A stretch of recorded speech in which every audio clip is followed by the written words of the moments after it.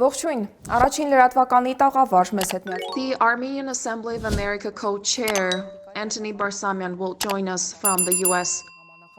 Anthony Barsamyan. Mr. Barsamyan, thank you so much for this opportunity. Thanks, Oscar. Good to see you again. Mr. Barsamyan, for decades, the Armenian lobby groups have pursued the recognition of the genocide. Now, the US has recognized the genocide on all three levels: Congress, Senate, presidential. What would you say Armenia and Armenians have gained by this, practically speaking?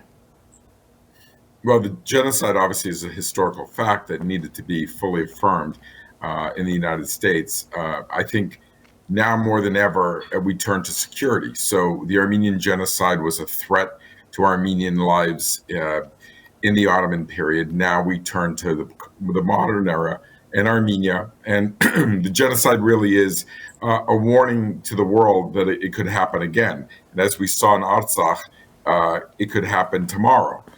So it's something that we're keeping watch on, and we're working in Washington to increase security relations between Armenia and the United States.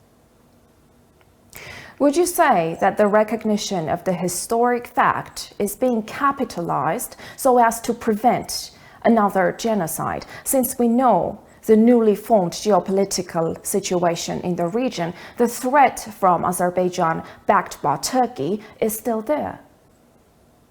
Absolutely. I mean, what we see even this past 2 weeks with incursions over the border between Azerbaijan and Armenia and the killing of Armenian soldiers, this has to stop. This is if truly the United States wants a peace agenda between Armenia and Azerbaijan, Azerbaijan has to change its stance. It has to moderate its language. It has to stop the offensives against Armenia. And certainly, you saw just after the election in Azerbaijan, nothing changed. So things were quiet prior to the election, and then President Aliyev went right back at it and started an offensive. This is unacceptable. You can't have peace. Four Armenian soldiers, excuse me for interrupting, were actually killed on the border after the elections. Yes. And that's it. That's that offensive. And then what we're hearing from Azerbaijan, you cannot have peace without security. So the peace agenda that the US really would like to see and other countries has to come with security. And I applaud France for sending its defense minister to Armenia. I applaud France for supplying technical support and weaponry to Armenia. The U.S. should follow suit. I'd like to see the U.S. Defense Secretary travel to Armenia, and also I'd like to see more cooperation on the military front. We shall talk more about deepening Armenia-US relations and all possible, especially the defense sector. But before we get there, as we already mentioned, the post-war geopolitical reality in the South Caucasus calls for a transformed agenda, the security of the Armenian statehood. What is being done in this regard by Armenian lobby groups? Is there a dialogue between the Armenian lobby and the Armenian government to build a unified agenda? I believe so. I mean, we basically have our agenda in Washington, and we check with the Armenian government to see what their agenda is. I think they're aligned. It's not that we coordinate, of course, but we align them because we are independent. We're nonpartisan in Washington. So we have to have the freedom here in Washington to talk to our counterparts, which is the National Security Council, the State Department, and the Congress. Congress is a big key to the work we do because we have the Armenian caucus. The Armenian Assembly has organized the caucus, and with Frank Pallone and people like Adam Schiff and Republicans like Valdeo and others. It's a super strong way to send a message here in the United States that we will not tolerate Armenian insecurity. That being said, the U.S. has to redouble its efforts. It's hugely important right now that, and I've said this all along, that we go back to the OSCE format of France, Russia, the United States working together in the South Caucasus. It worked best, as we saw when they did work together. So that's, to me, a huge note that I will continue to push, that France, Russia, and the United States work together. They're all good friends of Armenia, and they need to work together to secure Armenia's future. Mr. Barsamian, the 44-day war, with its disastrous consequences, manifested Russia's unwillingness to assist Armenia in the time of war. The September aggression, on the other hand, was stopped by a call from Washington, which revealed that the US has the greatest of all potential to hold Baku in its tracks when aggression is on the way. In this context, a deeper partnership between the US and Armenia is a mandatory, decisive factor for security. Does the diaspora and lobby intend to align with the purpose of procuring security through deepening Armenia-US ties? What exactly is being done in that regard? I'll say we work on that every day. I mean, the idea is to look for ways to deepen those ties. And right now, it really is going to come down to military assistance. So as far as we're concerned here in the United States, there are two levers we have against Azerbaijan. One is the lever to say you have a dictator in Azerbaijan, and that dictator needs to be boxed in. Certainly, Azerbaijan's deepening ties with Russia, oil deals with Russia over $1 billion. Azerbaijan also has criticized France recently for sending weapons to Armenia, saying it'll destabilize the region. Azerbaijan has been receiving weapons from Turkey and from Pakistan. Pakistan just signed a $1 billion deal for weapons. If you tell me that's not destabilizing the region, Armenia has to work within the framework of its partners, and the U.S. is a super strong partner that it can work with. That being said, there are levers that we can use, but most importantly, it is that technical support and that military cooperation between NATO countries. But also, Armenia really balances very well its Russian relationship, its India relationship, and it should balance its U.S. relationship and understand that all these parties have deep concerns and interests in Armenia, and Armenia will be friends to all those countries. I have two questions to you related to what you just said. First, does the diaspora manage to put aside petty political disputes and walk towards a common goal? I know that the Pan-Armenian Council is a non-partisan alliance, basically, and that allows you to do that. But would you say the same is true for the rest of the diaspora and lobby groups? And secondly, does the Armenian government do all it possibly can to walk together towards a common goal, a more secure Armenia? You know, Oscar, if it was 20 years ago, I would say maybe differently. But today we know the Armenian government so well. We know the ambassadors, we know the administration, we know the foreign ministry very well. We're in contact every day. And since 2020, even the diasporan organizations and affiliates have all aligned. So I could pick up the phone and talk to any diasporan organization. I could pick up the phone and talk to anybody in the Prime Minister's office or the Foreign Minister's office. I feel pretty good right now that there's open lines of dialogue, and we do align. What Armenia has been saying for years is now it's time for the U.S. to step up and provide more assistance to Armenia.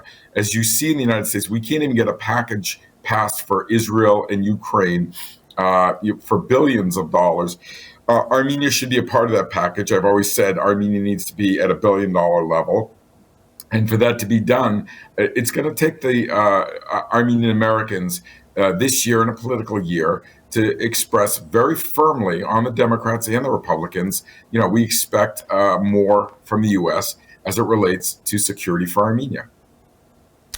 On the eve of another presidential election in America, Armenia is concerned by who will come to power and how it will affect Armenia-US relations, as well as peace in South Caucasus and stability. What is being done to institutionalize Armenia-US relations so as we're not concerned by a change of power every time it takes place?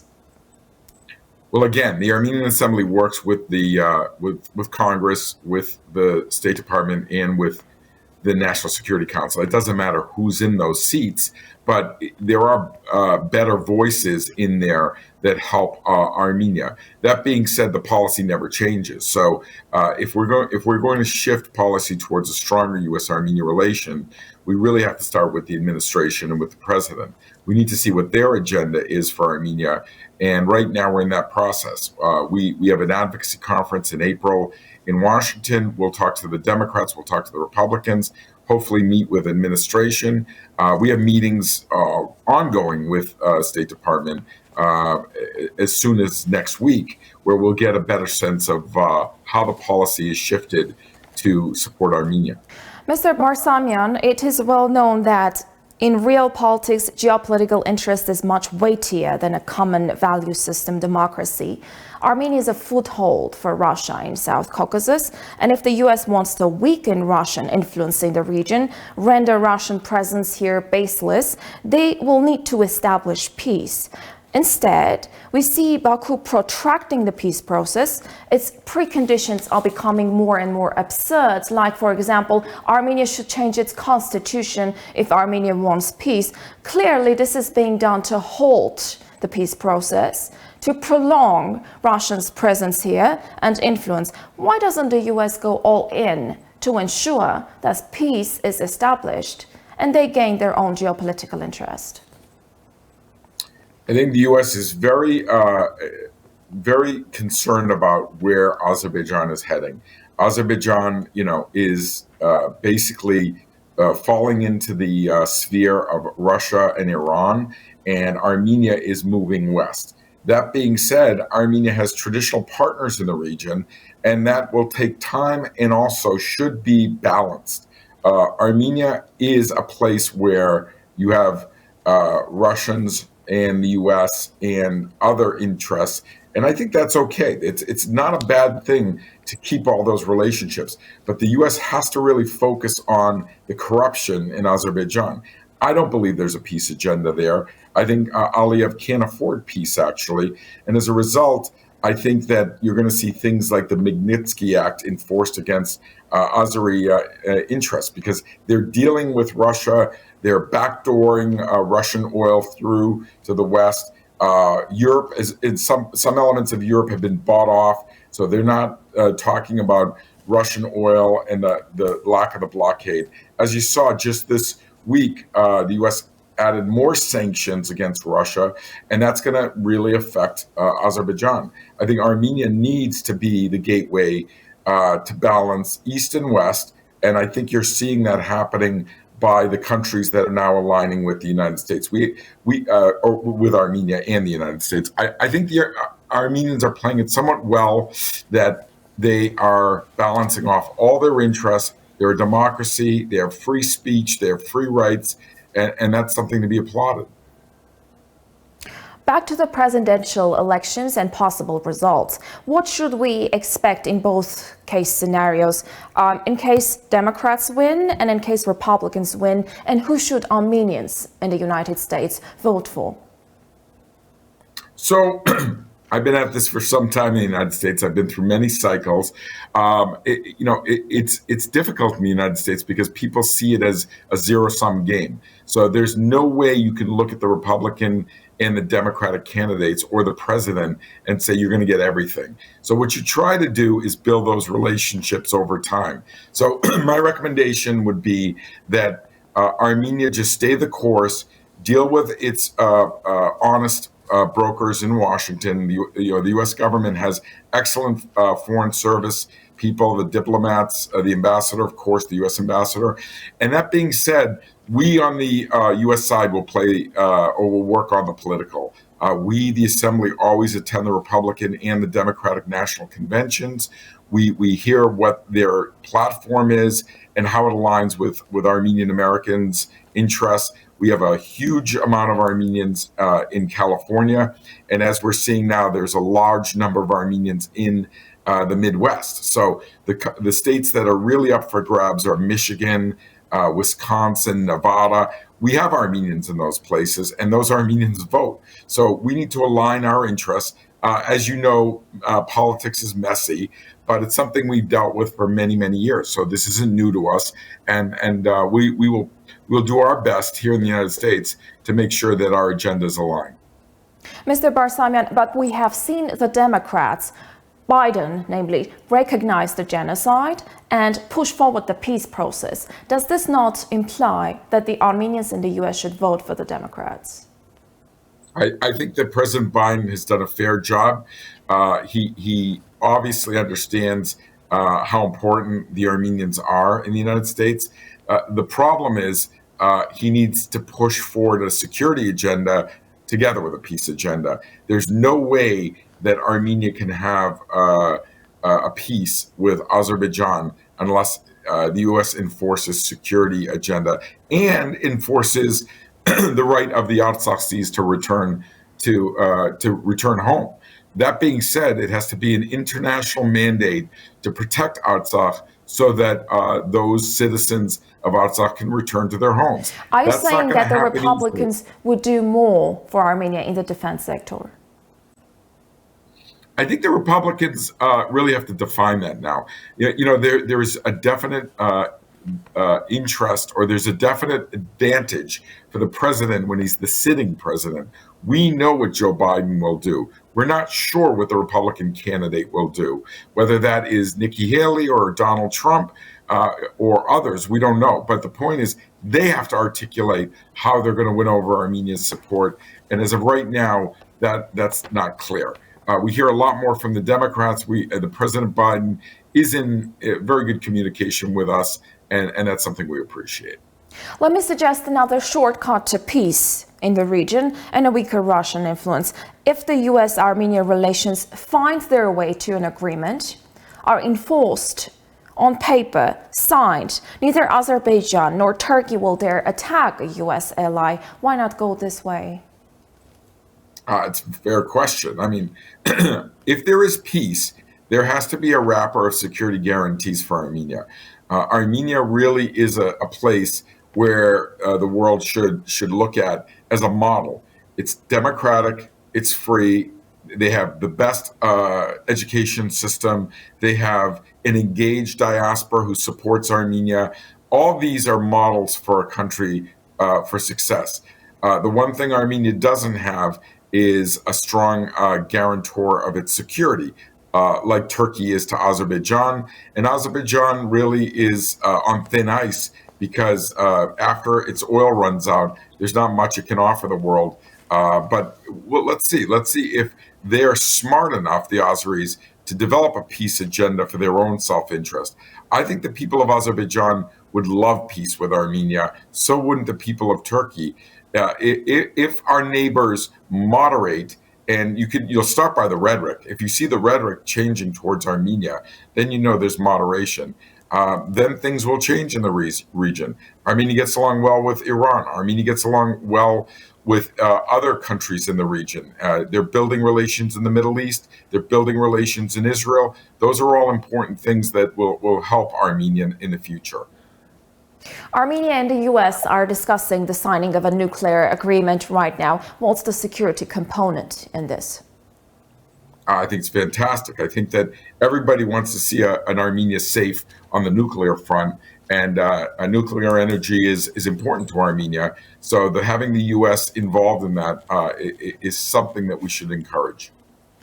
And you're just back from Jerusalem. What was on the agenda of your visit?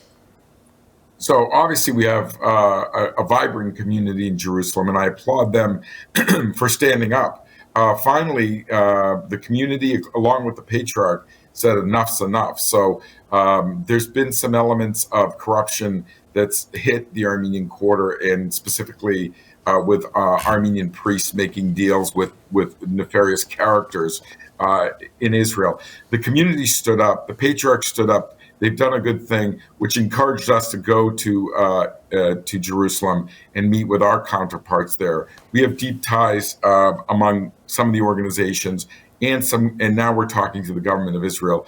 We could solve some of these problems, and they respect Armenia.